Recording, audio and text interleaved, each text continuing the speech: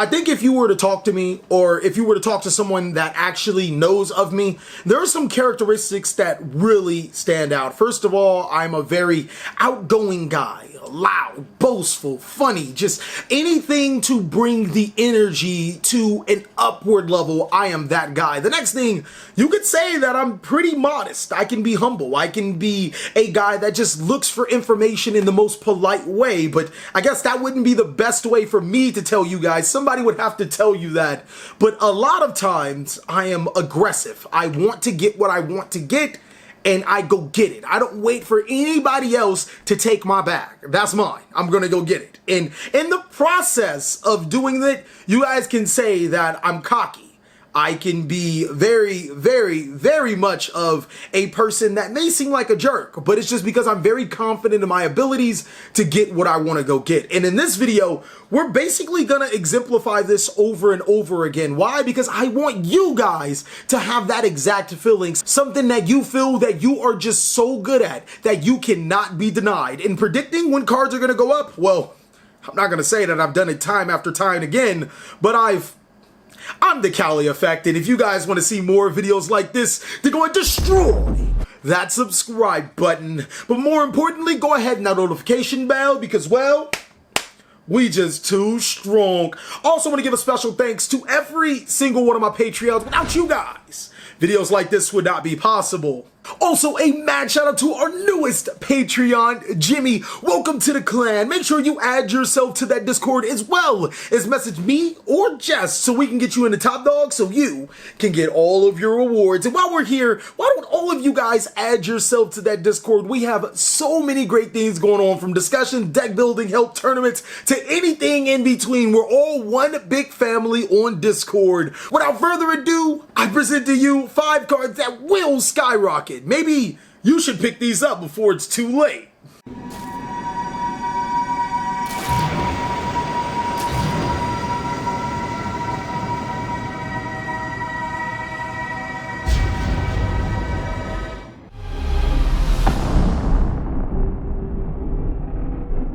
Yo, hey, do I gotta do the thing, like the disclaimer, every time? Alright guys, so I am not responsible for cards not going up in price. You guys buy cards at your own risk, but when the cards do go up in price, which, I mean, how many times have I been wrong compared to right? You know, I take full responsibility, and you guys can say it is the TheCaliEffect that made it go up. Get it? The effect of, because it's like a card. Okay, anyways, number 5 on this list is really crazy. I literally just realized that the Flute of Summoning Dragon and the Melody of the Dragon Awakening is like the dude playing a band. And if every time I see him on the guitar, I think of, it's Panic Attack by Dream Theater, or is it Dream Theater by Panic Attack? No, it's Panic Attack by Dream Theater. What am I thinking? In the beginning on a rock band, it is so hard. It goes da da da da da da da da, and I'm like, oh my god, I could never do that with an expert. I could do everything else on expert, but we're digressing again. Melody of the Dragon Awakening has quite a few prints. It has a common, it has a super, it has an ultra, but we're not worried about any of those. We're worried about the secret rare from Legendary Collection Kaiba. Its effect reads: you can discard 1 card from your hand, add 2 monsters, or up to 2 monsters from your deck to your hand with 3,000 or more attack and 2,500 defense and less. Now, if you guys haven't been catching on, there are quite a few cards that aren't Blue Eyes White Dragon that fit into the Melody of the Dragon Awakening's criteria. The card will always seem to be a pretty good card, and when you can combine it with danger monsters, being able to discard a card is like, oh my god, I get the trigger effects for searching. Melody of the Dragon Awakening is a pretty good card, and with more dragons being released with 3,000 or more attack and 2,500 or less defense, you can assume that this card will one day be sought after. Its current secret rare printing is $1.24, ladies and gentlemen. $1.24. I can see this card being a $10 secret rare, possibly even higher if a real tier 1 contender dragon deck comes into the fray and you need multiple copies of this card. Pick up your Melody Dragon of the Awakenings before they are too late. Pick them up before it is too late.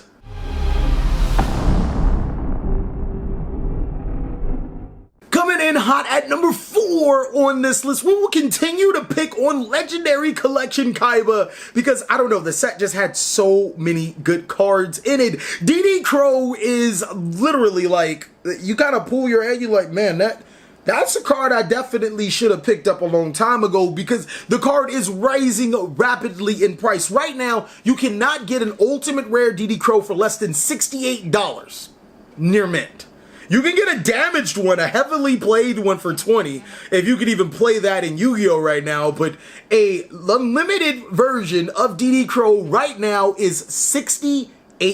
So let's move on to the Legendary Collection Kaiba versions because that would be the highest rarity that isn't, you know, an insane price. Currently right now, Ultra Rare DD Crows are a $3 price tag, or at a $3 price tag. They were once at $1.74, so you can wonder, I wonder why this card has been going up in price. Maybe because the Ultimate Rares don't exist. And it's for good reason. DD Crow has the ability to banish cards in the graveyard. It's a little more versatile than Ghost Bell and Haunted Mansion, as it can hit just about anything in the graveyard, whether before your opponent gets to use it, or if they're trying to add it through their hand, or spell summon it to the side of the field with their Solomon Greats effects or Monster Reborn. DD Crow is just insanely powerful in this format, and people are starting to pick up on it that, hey, this is actually a terribly awesome hand trap. Pick up your Ultra Rares at least before it is too late, because your boy, he got his ultis, and he looking pretty nice with them. I'm just saying, you know, that's what I do.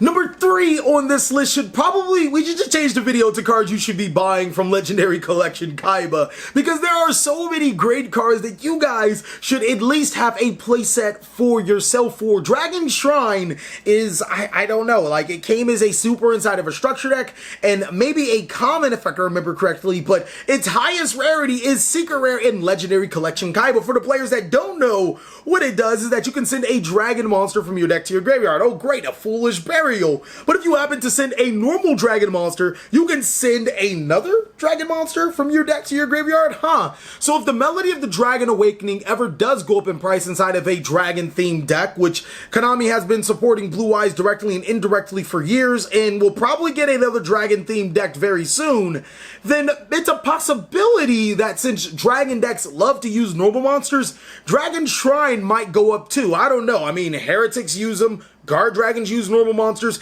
It might be a common theme for dragon decks to be able to abuse normal monsters, and Dragon Shrine is one of the cards that you may want to have in your arsenal. Just the ability to have a double Foolish Burial seems like one of those things that, you know, you should play, especially since Foolish Burial is limited to 1, and you can have multiple Foolish Burials by playing at least 1 copy of this card and another Foolish Burial. Pick up your Dragon Shrines before they are too late. I think their current price is at around $3, so that's a pretty modest price tag. It's up from his $266. Players are starting to already notice that Dragon Shrine is going to be a pretty expensive card, and Legendary Collection Kaiba did give us some gems that you guys should be taking advantage of.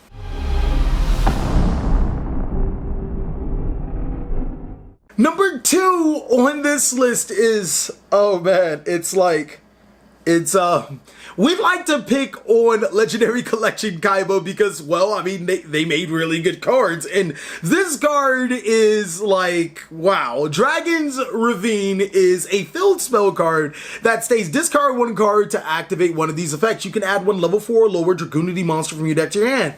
Pretty good support for Dragoonities. Or you can send 1 dragon monster from your deck to your graveyard, and then that's when you just go, more dragon support. Inside of Legendary Collection Kaiba, who loves dragons? Never would have guessed. Dragon's Ravine is another Foolish Burial that the deck has in its arsenal, but a little more importantly, Dragon's Ravine is a terraforming target. We are also getting a new Dragoonity link, if I'm correct, so maybe you might want to pick this up for multiple purposes. Dragoonities could be a little better than before, and the hype could carry this card over in price, or actually it's just a really valuable secret rare that you guys should have, because later on down the line in a couple of years, Legendary Collection Kaiba won't have any prints, and this might be really expensive. Pick up those Dragon Ravines before it is too late. It's a very powerful card, and it allows dragons to get deeper into their strategies. Right now, Dragon's Ravine is 65 cents. Well, with 99-cent shipping. So it's like $1.50 to $2 for a copy. So, I can see this card being up to, I don't know, the super rares were $10 before. I could see the secret rares going up to that $10 form, provided that we get the right support for dragons to make this card busted once again. If I were you, I definitely consider at least having my playset of Dragon Ravines before they go up in price.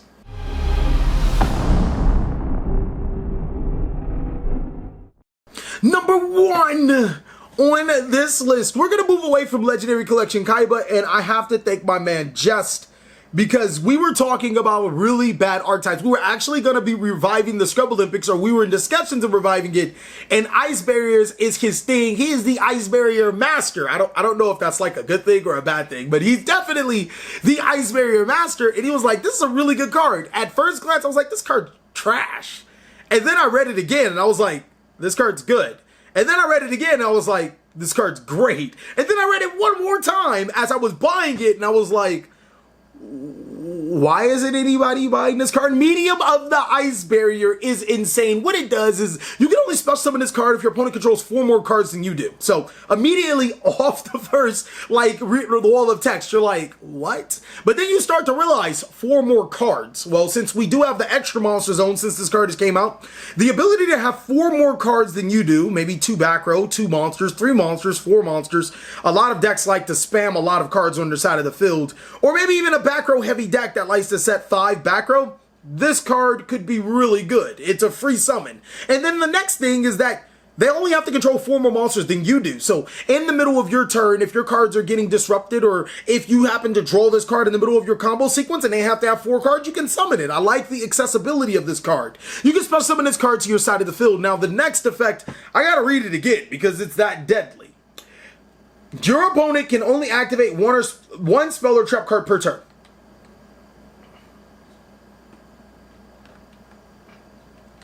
Yeah, go ahead, none of that sink in. Your opponent can only activate 1 spell or trap card per turn. Yep, that's what it says. So if your opponent has 5 back row, and you summon this card, you literally say, hey, all that back row is nice, and I'm going to let you finish, but you only get 1. Alright, so I'm going to continue to Kanye West you and ruin all your life points. This card is insane. And then I started to look at it more and more, and I was like, oh my gosh, it's a level 7 monster. You can combine it with Fanatical for Exceed plays. It has a nice body. It's 2200 attack, 16 defense. So it's not a terrible card. It's a water, which could go in Mermail against those back row heavy decks, but ultimately, it's a card that basically says, hey, you back row heavy masters. No. Just one.